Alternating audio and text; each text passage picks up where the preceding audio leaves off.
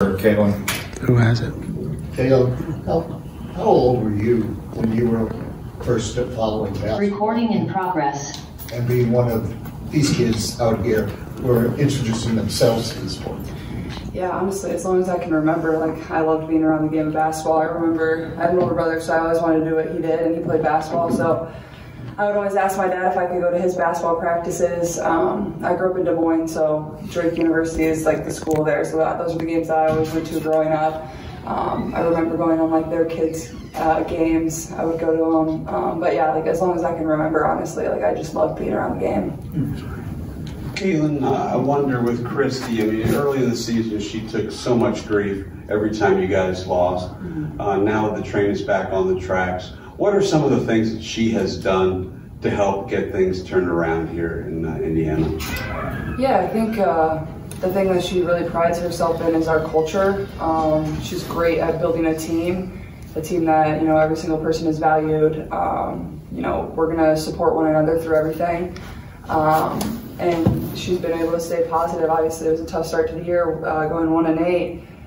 For everybody, not just her. Like, it's, you know, that can be deflating for the whole organization, especially with the schedule that we were playing at the time. But I think everybody just continued to believe. We got better. She pushed us to get better every single day. She brought the same energy to practice every single day when maybe that could be hard at times. But I think she always had confidence in us, and we always had confidence in her. And now we're starting to get things rolling a little bit better. But I think it's just continuing to get better every single game. You know, you can't beat the Liberty and then come out here and take a step backwards. Like, this is a very important game for us to continue to build on. Kyle. Chrstie talked about like how you guys have turned it around. A big part of it has to do with chemistry. I know yesterday you talked about kind of how your friendship with a lot of people on the team has grown. How do you feel like you have grown into being a member of the team and kind of a larger family aspect, if you will? Yeah, I think it just like takes time to get to know people. Like, that's just how it is, whether you're starting a new job, whether, you know, it's me here joining this organization. Like, that's just what it's going to take. It's just going to take time to build those relationships, and that's usually one of the most important things about being on a team is having relationships with your teammates and knowing that you can trust them and knowing that you're always going to have their back no matter what, and everything, you know, comes from a positive place, especially when you're in the heat of battle. I think that's really important. So I think just time of, you know, getting to know one another is better has been the most important thing for us. And obviously, I don't know if you saw it, but there's been some clips going around of like DT kind of giving you your flowers and other veterans a lot around the league doing that. Have you had conversations with those veterans around the league, or just hearing that, even if you haven't had conversations, what does that mean for you?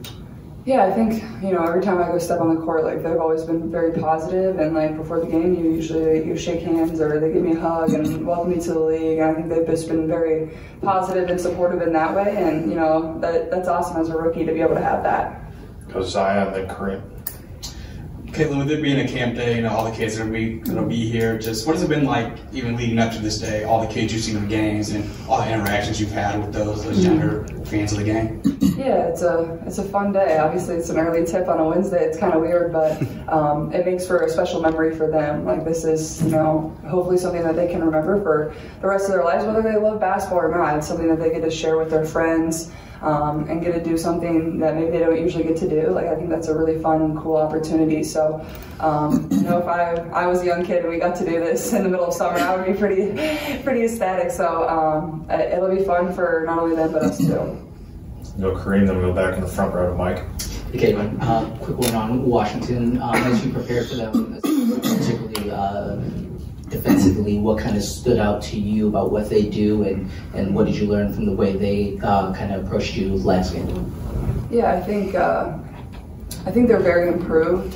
This isn't a team that like you can take lightly. Like, they're really good in what they do, and obviously they've kind of had the injury bug, which, you know, they haven't used as an excuse, but they've still shown up and been really good every single time they've taken the floor. But I think there's their physicality there, and I think also they're going to throw multiple different defenders at me. I think that's what they've done in the prior two matchups. Like, I haven't just seen one person the entire game. They're going to rotate people onto me. So I think that's going to be probably the biggest thing, is like knowing what each defender is going to try to take away and then trying to execute from there. Last two to finish up, Mike and Tony. Hi, Gaben. I'm kind of late to the party here, so I apologize if this has been asked 100 times already. But when did you sign your first autograph? And does that ever get tiring? It never gets tiring. I don't think that's anything like you ever take for granted. I think like the first autograph I signed that somebody like actually wanted my autograph, not me practicing my autograph, was like in high school probably. A couple in high school, but then in college, that's probably when it started to actually like pick up. Last one, Tony. Rookies always talk about, the players being bigger, the speed of the game being faster when they get to the pros. I'm curious for you how that adjustment has looked and specifically what you've thought of your defensive progress within all that this season. Yeah, I think definitely the physicality.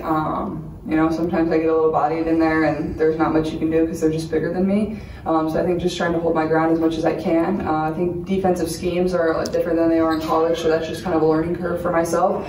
But I feel like I've improved a good amount. It's just breaking little habits that I had in college that just aren't similar to what you do in the WNBA. So I think it's just the little habit things, but definitely seeing some growth, but still a lot of areas to grow. And that's something I go back and watch the most after games, honestly, is the defensive side of the ball and where I can get better. Kids make a lot of signs for you. Do you have a most memorable sign you've ever seen somebody make? Most memorable sign. That's tough. There's a candidate one over there. Yeah, the signs are they're really from really far places. I think those are cool. Seeing how far people travel to come and support our team is really special. There you go, Tony.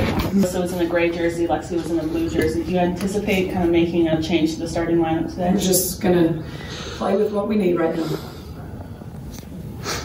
Pat. Thank you, sir. Last 10 or so, excuse me, there's been some notable defensive improvement. Where specifically are you noticing a step forward there, and what do you feel like has led to that? I think just having the opportunity, I always say when you have an opportunity to practice, we have a great group of practice guys that show up every day for us that really help us mimic some things and get some things done that we need to do because they can play at a high level. These are college guys and guys that go overseas and play. But just the reps, able to rep defense and then just to put more of an emphasis on it. That's just really helped us in this last month. Kareem. Speaking of defense, a couple keys against the Mystics considering, they're a team that likes to move the ball, spread it around a lot. Yeah, we have to take care of the ball. I think they're 4th or 5th in points off turnovers. So we've got to make sure we take care of the ball. Kind of make sure we find their shooters. They can get really hot. They've got some great shooters around the perimeter there. So, and then also Dawson is shooting the ball so well. So just have to make sure we find her in transition and also, in ball screens. The last time you played Washington here, throughout, especially the first half, some sort of zone, kind of like a matchup zone. Just what were you seeing there when you look back at that game, and how do you kind of exploit that? Yeah, they do that a good bit. They'll throw just different things out there to change it up a little bit. They'll play a box and one. They showed a little box and one on Caitlin and on Kelsey. And then 2-3 zone, both on sidelines and baseline out of bounds. So just to get a change, maybe still in possession. Standing back, Lou, then Bob. Today's Kids Day. So, and you get a lot of kids anyway, it seems like. But you feel like this is a good proselytizing mission these days to sort of introduce little kids to your team, the game, and everything that can pay dividends in the future? I 100% agree with that. I read things all the time that talk about how I'm from Louisiana, and just the numbers of players that are, schools that aren't even able to have a team because they don't have enough players to have a 5-man roster, to play a game. So I think just getting, young people into these arenas, seeing the excitement, what it can be, it just shows what, maybe one day I can play, for the Fever or for the Mercury or whoever, and to have that opportunity. So just us being on TV more has really increased that as well. Just, people seeing us more. It just helps out with everything. And I think that just creates a buzz and a want to for these young kids. I think it's awesome. Chrstie, what are 2 or 3 keys that you've seen that have helped your team get the train back on the tracks, aside from the fact that your schedule early was, as we said before, inhumane? Inhumane, I love that one. I think just time together, that's number one. I think time together on the practice court, building chemistry, especially offensively. You bring in a new point guard who has the ball in her hands. a huge percentage of the time, and then just the timing with ball screens, the timing with pin downs, the timing with staggers, the understanding of playing inside out, how that just makes everything open on the outside when like Aaliyah or Nalissa is able to draw so much attention, and then Kelsey drawing so much attention, and Caitlin. So, I think just for me, those two things, just time. I think that's the most important thing. The expectations have been so high for us, and we needed those building blocks that you can't skip steps.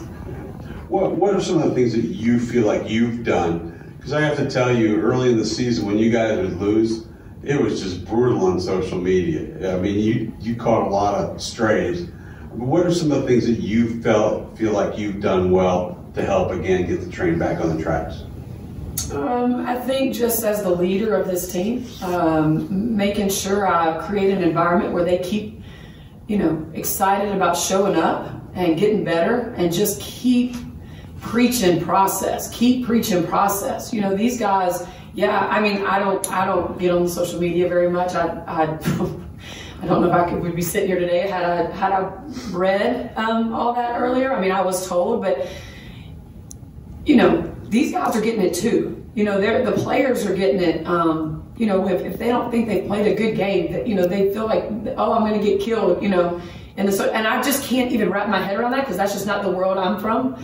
These guys are, and so this is what they are. This is what they're used to. But you try to tell them to quiet the noise or just tune out the noise. But this is the world we live in today, and this is what they've grown up in. Matt, got one more? Yeah, hi, Chrstie. Kelsey's been shooting the three ball well as of late. She said some pretty powerful words yesterday about the culture that's being built here. What have you seen from her leadership in the past 10 games? You guys are 6-3 in that span. Yeah, Kelsey Mitchell's just an ultimate pro. I mean, there is no question that she's going to show up whatever time we practice and give it everything she has. It's no question that she's going to show up every game and do whatever we need for us to win. She's not the most vocal leader. She leads by example more. She's doing a great job. This year we've challenged her a little bit, but that's the one thing about Kelsey Mitchell. She is just the ultimate pro, and she wants to win in the worst way. She hasn't experienced that here in her career, and so for her it's consistency and just holding everyone accountable, and that's what she's part of that, and she's always wanting to, what can I do better and what can we do better? And I'm just really proud of how she's been played this year and last year. I mean, both.